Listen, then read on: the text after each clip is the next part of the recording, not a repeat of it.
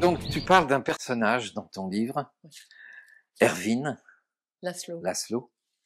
Tu l'appelles Erwin dans ton livre. Ok. Qui te dit, j'essaie de penser holistiquement. C'est un gros mot, ça, pour le commun des mortels. Oui. Est-ce que ça signifie, j'essaye de penser en captant et en raisonnant à 360 degrés? Ce qui est quand même pas simple. Non, mais c'est vrai. Parce que notre mental nous demande d'être focus sur un objectif. Oui, tout à fait. Et de plus en plus, ces objectifs qu'on nous impose, entre guillemets, c'est de payer le loyer, de payer le crédit et d'arriver à faire la fin du mois. Oui, oui. Alors comment on arrive justement à penser avec le cœur, en fait? Ben oui. Le mot holistique, c'est le tout. C'est penser avec le tout, c'est-à-dire penser, comme nous sommes reliés à tout, je dirais que c'est très très important de savoir que nous faisons partie donc d'un tout, que nous ne sommes pas séparés les uns des autres, mais que ça ne nous empêche pas, comme tu disais, de payer le loyer ou de nous focaliser, de nous concentrer sur une partie spéciale du travail qu'on a à faire. En l'occurrence, là, c'est payer les dots. C'est tout ça est tout à fait, comment dire, tout ça est intégré.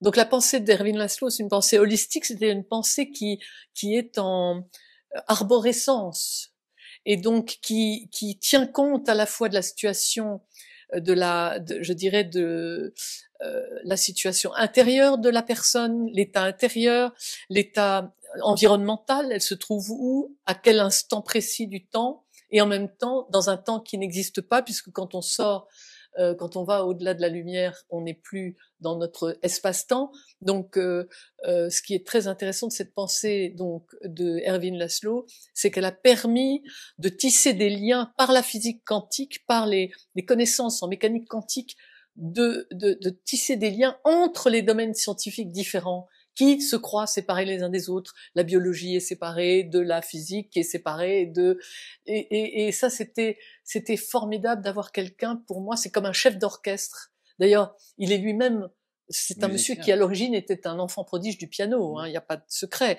Donc la musique lui a permis déjà de comprendre holistiquement quelque chose. Quand on travaille la musique, on travaille à quelque chose qui est global. On va bien au-delà de sa propre personne.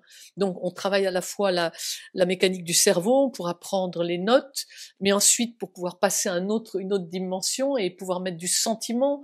On est obligé d'oublier presque ses doigts qui entre-temps ont appris grâce au cerveau à répéter les notes, mais toute la formidable ampleur d'un musicien, toute sa force intérieure, tout son talent profond vient d'un ensemble de connaissances, un ensemble, comment dire, d'informations, de sensibilités particulières qui le rendent unique. Et c'est ça un peu la pensée holistique, c'est celle qui permet de dire nous ne sommes pas que ce que nous voyons, nous sommes reliés aussi aux planètes, à tout notre système, à nos systèmes solaires, à différents univers, nous sommes reliés à tous, nous sommes reliés aux gens évidemment de notre famille, ou nous sommes reliés à nous-mêmes d'abord, parce que c'est d'abord nous-mêmes qui devons nous retrouver vers nous-mêmes pour pouvoir véritablement rayonner sur les autres. Il faut le revenir vers soi. Il y a tout un travail vers soi qui est fait par le cœur. Et ça, tu vas nous expliquer justement cette rencontre dans ta conférence avec Erwin, tout ce que ça t'a apporté, ce que ça t'a ouvert, qui sont peut-être autant d'informations pour les gens qui n'osent pas lâcher leur âme artistique et qui pour autant vont comprendre que ça permet d'ouvrir ce cœur. Oui, alors je parle pas directement, ou je peux parler effectivement selon les cas. Vous pourrez me poser des questions d'Erwin Laszlo proprement dit. Là, ça dépend. Je pense que là, je vais surtout parler des 5 découvertes fondamentales scientifiques qui m'ont amené à vraiment parler de la contagion du cœur.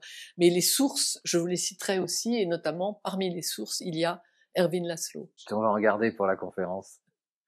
Merci Laurence. Merci Didier.